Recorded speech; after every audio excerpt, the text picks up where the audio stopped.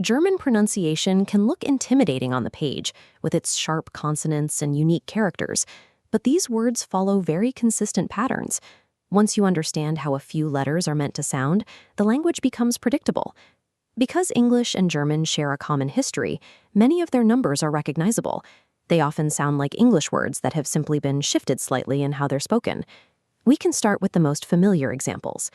0 is null, spelled exactly like the English word for nothing. And 1 is eins. Learning to count in German isn't about memorizing a list of random sounds, it's about recognizing the logic of the language. Let's look at the specific sounds that make these numbers work. Take the numbers 2 and 10. In German, the letter Z always makes a sharp t sound, like the end of the English word cats. This gives us zwei for 2 and zehn for 10. Number 3 is drei. This one is easy to remember because it sounds almost exactly like the English word dry. Then there's the number 4. In German, the letter V is actually pronounced like the English F. Because of that, 4 is spoken as vier. For number 5, we see 2 dots appear over the U. These dots change the sound from a deep U to a tighter sound made at the front of the mouth. This turns fünf into fünf.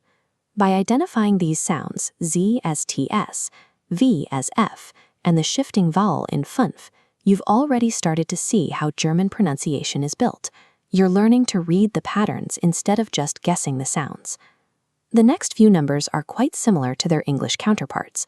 6 is sechs, 7 is sieben, and 8 is acht. Number 9 introduces a new vowel combination.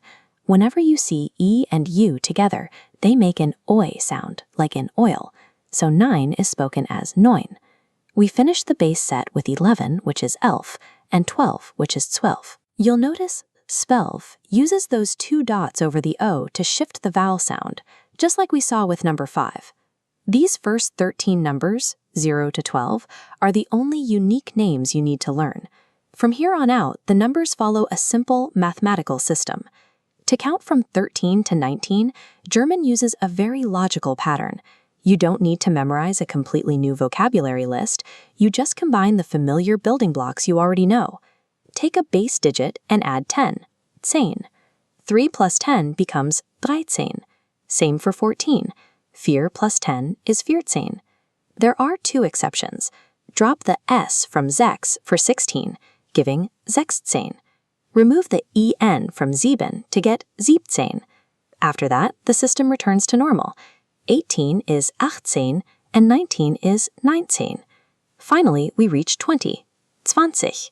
The ig at the end of German words often makes a soft, airy ich sound. The German teens aren't a list of new vocabulary.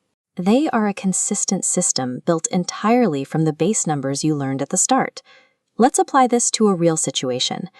If you're in a cafe and want to exchange contact information, you would ask, "Wie ist deine Handynummer?" or "What is your mobile number?" In Germany, phone numbers are usually read 1 digit at a time. This means as long as you know 0 through 9, you can communicate your number perfectly. Try reading the first half of this number. 0, 1, 7, 6, 2. And the second half. 4, 5, 8, 9, 3. You've just used these numbers to communicate real, practical information in a new language. Let's do a quick final review to cement these sounds. Repeat after me. 0, 1, 2, 3, 4, 5. Next, 6, 7, 8, 9, 10, 11, 12. And the final set. 13, 14, 16, 17, 18, 19, 20. You've got it! Keep practicing these numbers and they'll soon feel like second nature. Tschüss and auf Wiedersehen! Learning these first 20 numbers has given you a solid start. You've identified some of the most important phonetic patterns that you will see again and again as you continue learning German.